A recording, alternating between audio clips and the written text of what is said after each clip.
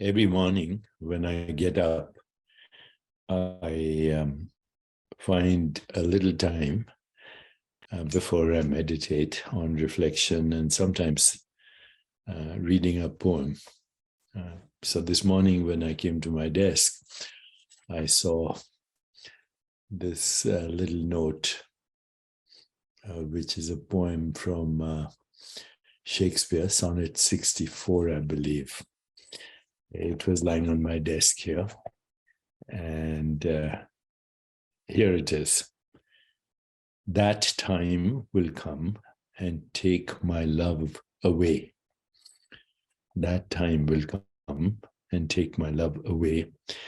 This thought is as death, which cannot choose, but weep to have what it fears to lose.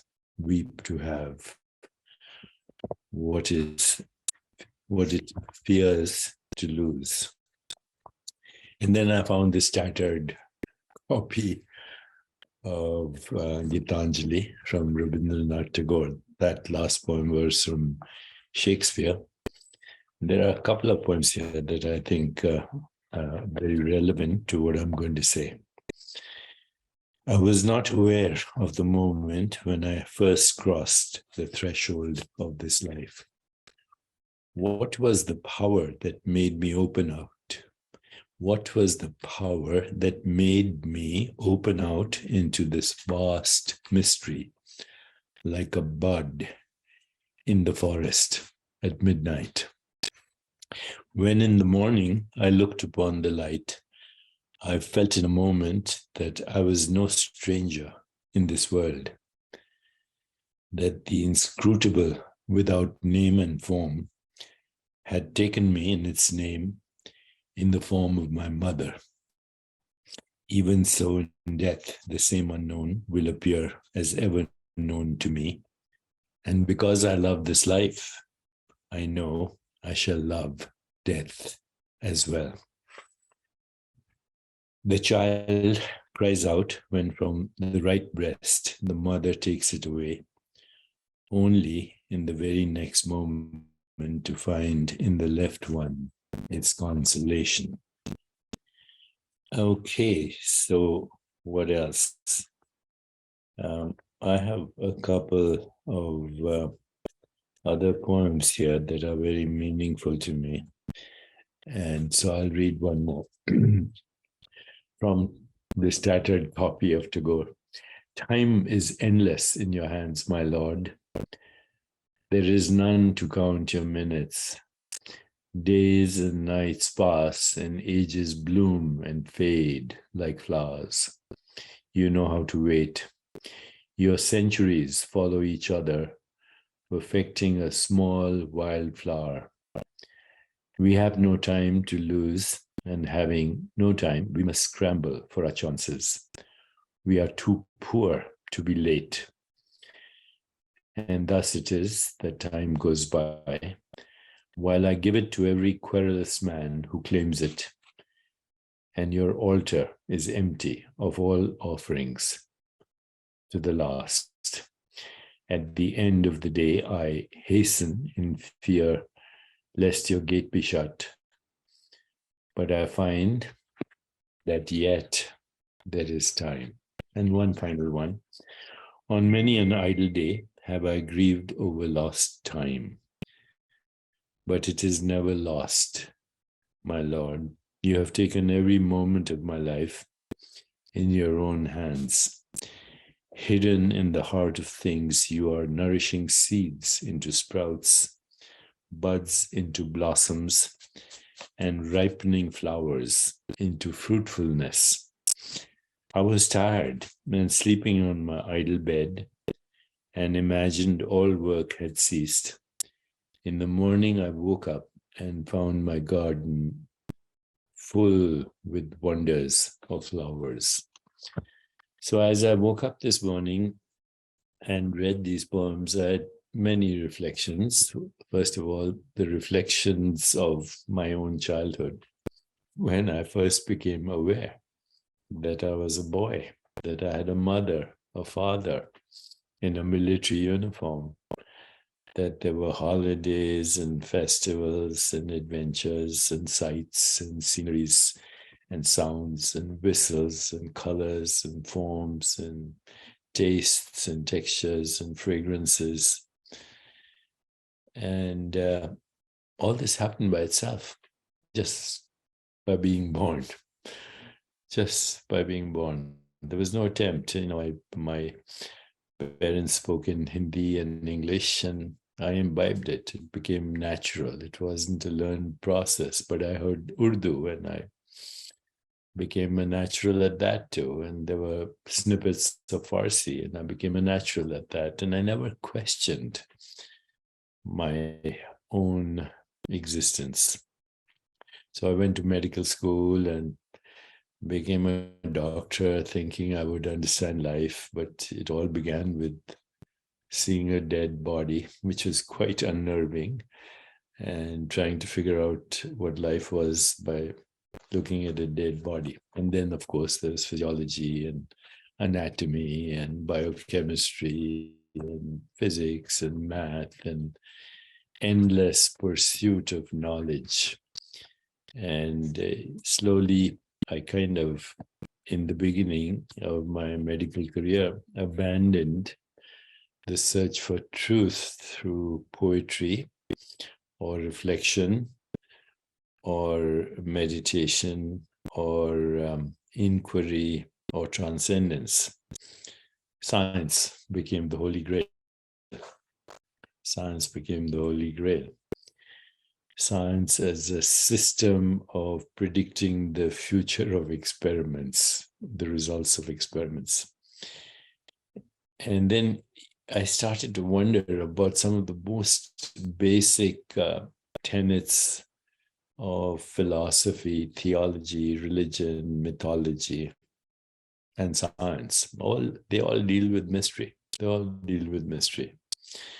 So I think mysticism is the ultimate mother of all sciences, the pursuit to solve the mystery of our existence. And so this morning I wrote down some other reflections that I thought I'd share with you. Here they are. Eternity appears as the face of endless time. Eternity is, and I think that's not original, that particular sentence is original, but I think it was Blake who said that eternity is in love with the productions of time. And then another reflection, infinity appears as the face of space, ever expanding as the never-ending cosmic horizon. And then these two productions, time and space, curve as the experience we call gravity. And gravity somehow shows up as mass, things that are seen. And then we realize that mass is also energy, and that energy contains information. That's how you're seeing this video. Electromagnetic, energetic fields traversing through boundless space, carrying information and appearing on your smartphone or your computer screen. So mass in turn finds equivalence as energy, energy as containing information, and then recognizing that actually both energy and information are derived as constructs in our own awareness, in our own consciousness. So this also led me to thinking about what has often been called cosmic censorship. In science, cosmic censorship is the fact that we can never observe a singularity, black hole, whatever. We can detect and infer the singularity, through actually detecting its effects, gravity and energy, information, photons, whatever. But this singularity that can never be seen, but is mathematically deduced in human consciousness. And so those poems that I read to you this morning triggered some kind of nostalgia, but also a yearning for truth, a yearning to know the truth, which has been a lifelong obsession. And so over the years, I have dabbled in everything from religion until I realized that most religion is cultural mythology. And most cultural mythology is basically creation stories going back to our limited thinking. There's a god, a deity out there, somewhere there, variously conceptualized in religions. Sometimes as a dead white male, you go see the Sistine Chapel, an old man giving the spark of life to humans. But actually, if you look at the Sistine Chapel very carefully, it looks like a human brain. Michelangelo was an extraordinary human being who knew how to combine art with science. It looks like a human brain with the cortex, the emotional brain, the reptilian brain, the midbrain, etc.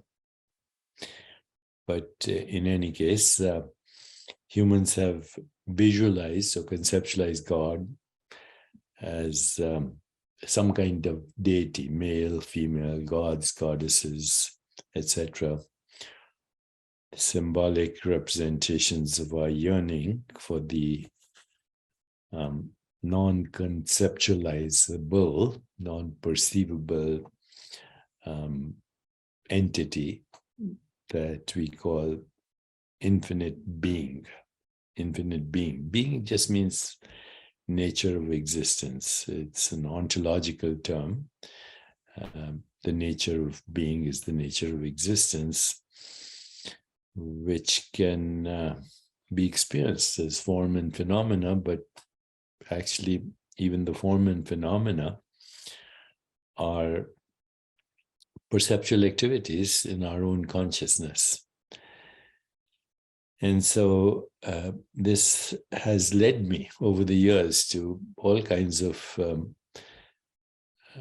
conundrums, confusion, contradiction, paradox, bafflement, bewilderment, and an even deeper longing to know truth with a capital T. Religion did not help me. Mythology helped me a little bit, but religion dogma with all its rules and regulations and the idea of sin never gave me any solace. Mythology, yes, because it's an expression of the human imagination and the aspiration and the desire to know fundamental truth.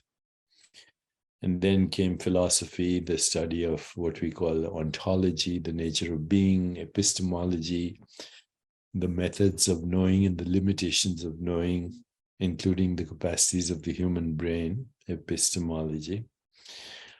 But then came science with its certainty. Science as studying atoms and particles and force fields and gravity and mathematics and physics and biology and biochemistry and anatomy and physiology. And for a while, I was blinded with the confusion between science and scientism. Science is a methodology in human consciousness that uses theory, which is an activity of human consciousness, experiment, which is the designing of a particular experience in human consciousness, observation, which is looking at our own perceptual activities as the outside world, and then validation or whatever falsification. Science became my path to truth. And I realized that that too is a magical lie, because all science is based on observation. All observation is perception. All perception is fragmented. With bits of sensory experience, we cannot know the whole. And that fragmented perceptual activity is interpreted as thought. Thought is the interpretation of perceptual activity.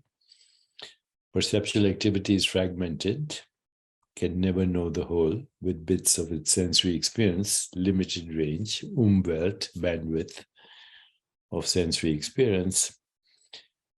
So every system of thought ultimately is a magical lie. Every system of thought is a magical lie. Physics, chemistry, biology, mathematics, theology, philosophy, religion, mythology, all magical lies. So then what do we do? How do we know truth? Is it ever possible to know that which we call truth? You know, this pursuit also led to what we call the dark night of the soul. Who am I got replaced with what am I? Explanation became the explanation of magical lies. Understanding led to the question of what is it that wants to understand. And ultimately, the jump into the abyss from the dark night of the soul into the ecstasy of transcendence, not oblivion, transcendence, knowing that which I am is nothing perceivable or conceivable, but the source of all perception and conception, leading to the experience of illusions, including the illusion that we call body and mind. Crossing the threshold of this illusion became ektasis, stepping out of the notions of space-time and causality to the source of all space-time and causality.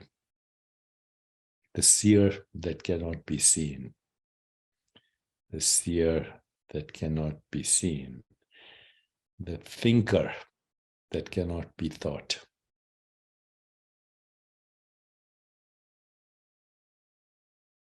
Descartes is famously known for saying, "I think, therefore I am."